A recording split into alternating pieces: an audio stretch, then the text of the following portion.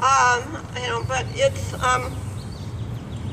it's a story that I have told before with a very strong voice and without trembling. And I want to say, Jennifer, both that statement about he's not sick enough, it's one that we're all very familiar with, a mantra from the system. That's actually launches my story, which is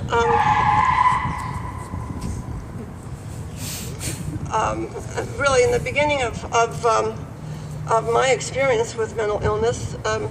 I learned quickly no one's going to throw you a lifeline, and family members learn you're powerless and hopelessly ignorant also when it comes to navigating the mental health system. Doesn't matter what kind of education, experience, money, job you have. And we've seen that in news stories from powerful people. My 3 children had a very abrupt end to their childhood when their father, my husband, Joey King, died by suicide in our home at night while we were sleeping. We had just returned to Sacramento from Alaska, where Joey had to quit a job he loved.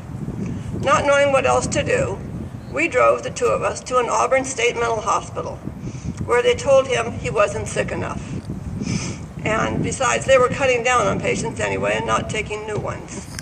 After that, a few days in a county facility, a staff person released him for the weekend. I found him in a dark room with a knife plunged into his heart.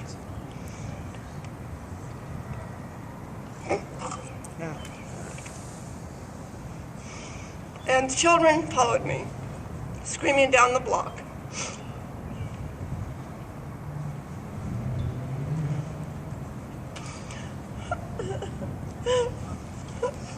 To a neighbor, the children not knowing what was so scary. I just will never forget the sight of them running after me down the block. And not sick enough. That was possibly 2 weeks before my husband died by suicide. I really knew nothing about mental illness then, and I didn't really until 14 years later, when my son Michael became seriously ill. He was not sick enough, even when he knew he needed hospitalization. We sat waiting for the assessment one time, and he told me in a hospital waiting room, he told me, "Mom, I don't want to say I'm homicidal and suicidal. I don't want to say that." But we both knew that that was the only means of access in a crisis. He would have to say that. At his first break, he was taken to a Kaiser hospital in handcuffs and wrapped like a mummy when I saw him through a small door window. Doctors wouldn't let me go in. But here I was 40 years old, but didn't throw a fit and tell them, like hell, you're not keeping me away from my son. But you are Dumbo in this world of no rules. And my son had recently turned 21, and they didn't have to tell me anything anyway. So Michael struggled. Street drugs increased psychosis, commitments. He got treatment and mistreatment and rejected treatment. Housing and services, always in drug and crime-infested neighborhoods, which has not changed. Where someone with mental illness is supposed to, heal and remain clean and sober. Then he became a father. He got himself into a recovery program in the foothills. He returned to go back to school, back to work, to court to fight for custody of his son, and tried to find treatment when the public system actually had social workers with manageable caseloads. This was in the early 90s. And they had caseloads like maybe 40 to 60 people. Workers like Russ Hoskins. We remember his name. But then that changed too soon. Sacramento contracted out services. Caseloads multiplied to 150 for a service coordinator who can only manage crises and complete Medi-Cal forms for the state and for the county. And then another great case manager, Kathy Trevino, moved bureaucratic rules and barriers trying to help Michael until she had a caseload of 150 to 200, which is still the case today for case managers and service coordinators in the public mental health system, and psychiatrists with caseloads of 400 to 600. So I have to just share some anecdotes of experiences that it would be, as we all would have a book to tell the story, but Michael saw, among experiences, Michael saw a psychiatrist in Midtown Sacramento clinic one time that he wanted back in treatment. And the doctor's expert opinion, what he told him was, "You're just crazy." the psychiatrist. He sliced his wrists open on a San Francisco Muni bus early in his illness, and an emergency room nurse reached me in Washington, D.C. somehow to tell me they were releasing him after stitching him up. It was about 8 o'clock in Washington and 5 o'clock in San Francisco. They had stitched him up, and they were releasing him with a Greyhound bus ticket to Sacramento. She said he was fine. He is just crazy. Going through public and private systems with other family members, including a younger third generation, we see dedicated service workers and doctors who are saints and some who are careless. Conditions that are definitely malpractice in many places. I mean, in physical medicine, it would be considered malpractice. The routine access and quality of care afforded. A young family member in a Prop 63 full-service program was housed with a violent ex-felon twice his age, also a registered sex offender, who preferred some street drug to his medication.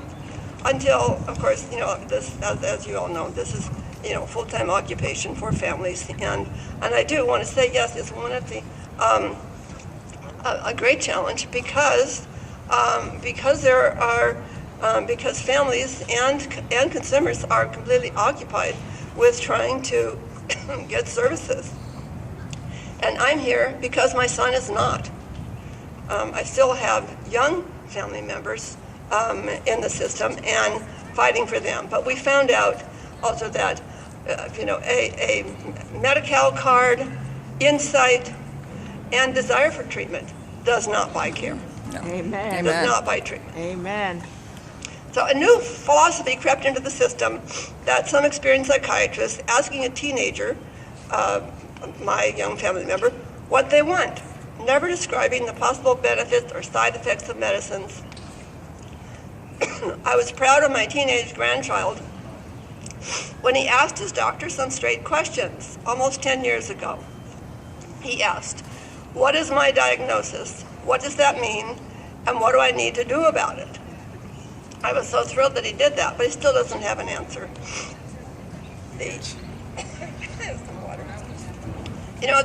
The client-driven train went off the track, and so that it's so that people are told to heal thyself, rather than seeking some professional help of people who supposedly have credentials.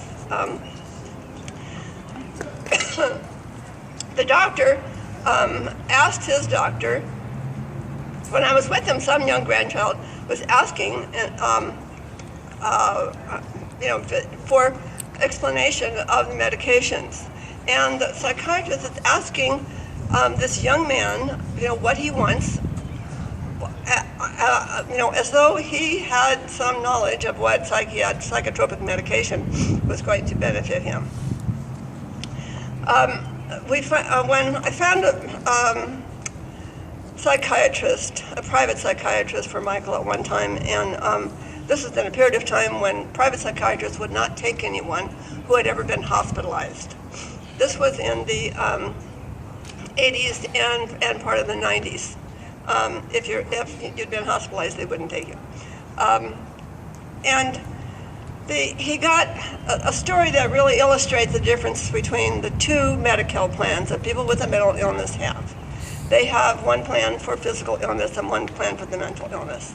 Michael had a right to treatment and got top quality care by a specialist for a deadly condition of hepatitis B and C. He was completely cured of the virus, according to the autopsy report, after he died by suicide. His Medi-Cal card bought top quality care for his physical illness, but it bought him nothing for his mental illness. He would be, we all have these kinds of stories where, he was admitted to a locked ward, saw a doctor the day of admittance, and kept there for 6 weeks, supposedly for rehabilitation and to manage his, manage his medication, and didn't see a doctor again until the day he was released 6 weeks later. It's routine. So we have, after years of trying, rejecting, trying again, moving, traveling to different clinics in 4 counties is where Michael sought help. He always said he would never do what he did and die by suicide because of knowing the pain himself when his father died. We will never know what happened that day, except we do know of the widespread incompetence, lying, denying, and abandonment in an emergency room where a county mental health staff person left him with no phone and no one in his family knowing he was there.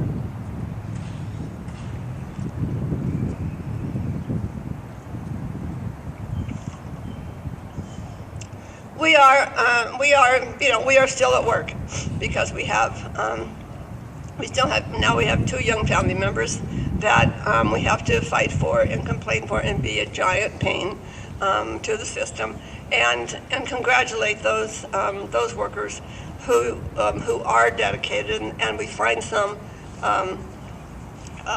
fewer because I'm afraid that they're being driven out, just like in the education some good teachers are driven out. But we have to all remember to thank the ones that are hanging in there with a caseload of 400 and 500 people. So thank you all very much. Thank you, Rose.